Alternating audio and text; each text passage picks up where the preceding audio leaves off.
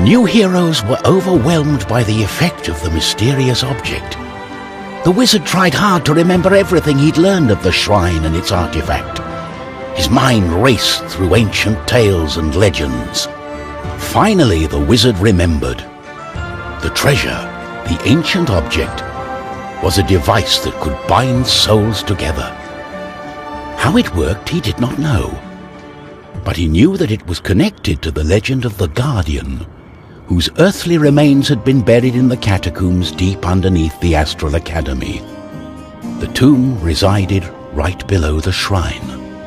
The wizard could not explain it, but he was sure the object was called the Trine. The knight didn't care. A more pressing concern was on his mind. It's all her fault. We must take her into custody. She stole the king's treasure! Did you not understand a word I said? It is not treasure, it's an ancient object, the Trine. I believe it has bound our souls. We are stuck together. But she... The thief remained silent. She was waiting for the right moment to escape, hopefully with the treasure and without a pair of fools. I think I know how we can use the device as we like. Shrine, very hard walkthrough for spacetopgames.com. This is the Astral Academy Hallways level, and is the first real level of this game, and it's pretty long. Right now it's about 17 minutes in my timeline, but maybe shorter because I have spaces between them. All the levels in Shrine, obviously they have their own different types of puzzles and different types of enemies. The main type of enemy, and pretty much the only type of enemy you're going to be running into, are skeletons. And there are archer skeletons, sword skeletons, which I'm fighting with right now. Then there's skeletons that breathe on a torch that breathe fire towards you, skeletons with shields, and there's a huge skeleton that acts as the boss, and this other troll-like creature that is pretty much another boss, but there aren't really bosses in this game. Throughout this entire game, each level has 50 experience pots for, I'm not sure what to call them, but... And then for each enemy that you kill, there's a chance of getting experience, but in the end, if you kill every enemy, you will get all the experience you can by the enemies. And I'm going to do my best to pick up as many obvious experience locations that I can, but some of them, as all games do, you can't get until near the end of the game when you have some new abilities and powers. So I will be missing some, and same with chests that have items. I'll be trying to pick up as many obvious ones as I can, or find as many hidden ones as I can, but I probably am not going to get them all, so do not expect this to be a 100% walkthrough. Eventually I may do a video with locations for all of them, but until then, right now it's just pretty much a basic walkthrough. To unlock the very hard difficulty, you have to play through this game on any difficulty once. I accept easy, I think. You may be able to play through on easy.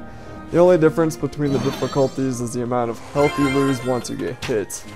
And that is not too big of a deal until the very last level. Oh, that's just great. For this game does have checkpoints in it, and there are these orbs, as you can see. When you walk by one, it glows and this light shoots up, and then if you die, you will, if you lose all three of your characters, the wizard, the thief, and the knight, you will appear at the last one that you activated. And any enemies that you killed along the way will still be dead, you just have to walk to where you were.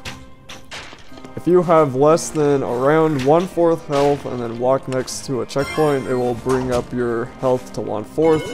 And if you have one person dead and you walk next to a checkpoint, even if already activated, you will bring him up, you'll bring that person back to life up to 1/4 health. There are items that will allow you to get health, regenerate your health when you lose half of your health or something. But there's only 1 or 2 of them, I think, and I give them to the knight. There are 2 chests that I know of in this level, and I think that's as many chests as there are in this level.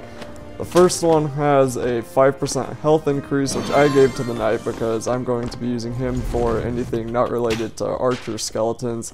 And then there's another one that has a 5% energy increase, and for now I gave that to the wizard because obviously he uses the most energy, but eventually once I get fire arrows for the thief, I'll be giving it to the thief because those fire arrows use up a lot of energy and they are really tough arrows, so I'm going to be wanting as much energy as I can get.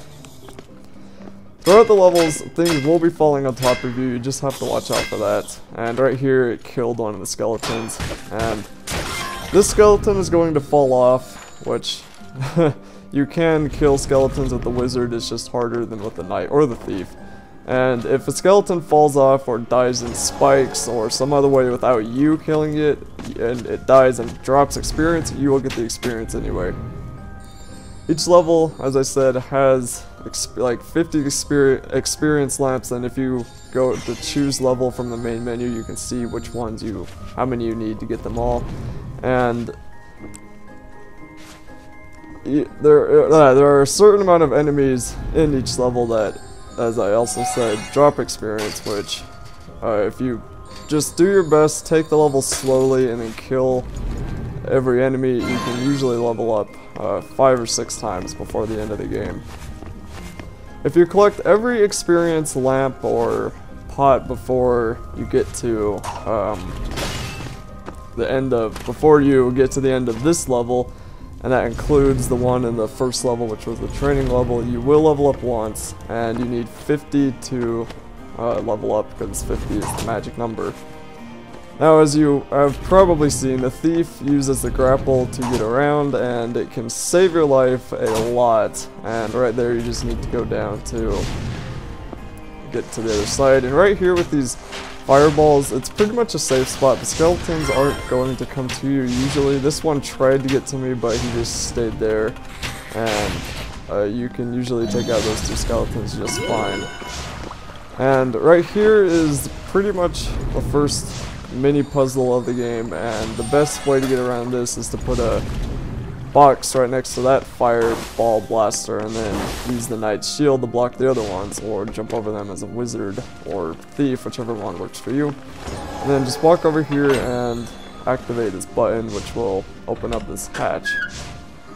Then 2 skeletons will spawn next to this checkpoint, and if you die here, that is not too big of a problem because there's a checkpoint. Also, the knight is the best for now to fight with because his shield is basically invincibility. Anything that hits it directly will be blocked, and arrows and swords, fireballs, anything will be blocked by it. So what I say you should do is use the knight and wait for the skeleton to attack you first and then attack the skeleton. At this, I'm very hard, it takes 3 hits to kill the skeleton. I don't know what it is on easy or normal, I've never played on those difficulties. But the thief is also really good for killing things once you get multiple arrows. And that part was one of my least favorite parts in this game. I don't think they made that very well. It's almost impossible to grapple over there safely, and not once have I been able to get over that crystal gap without getting hurt a bunch. And then right here, the skeletons for some reason kept hitting me, and that actually happened a little bit later. I will lose the knight twice, I think, and ignore this pause screen. That was just because I had to check on something. But I will lose the knight once or twice because the combat system isn't the best. It's a little bit glitchy, so if you die a couple of times, don't get frustrated, just move on and continue. I will be cutting out any extreme deaths that I get, if I get any. I'm hoping I won't lose all 3 of my characters I want, but you never know. And to the right of the spinning wheel is the first chest in this level. I guess it's the second chest in the game if you count the one where you found the shrine, but just go up and get to the other side so you can get that chest, which I'll be getting to later. There are also 2 experience lamps up to the top here, which I will be getting. And I think I get every single experience lamp in this level and every single treasure. And I killed every enemy. So, in a way, I think I 100% this level, but the other ones, I'm probably not going to be so lucky.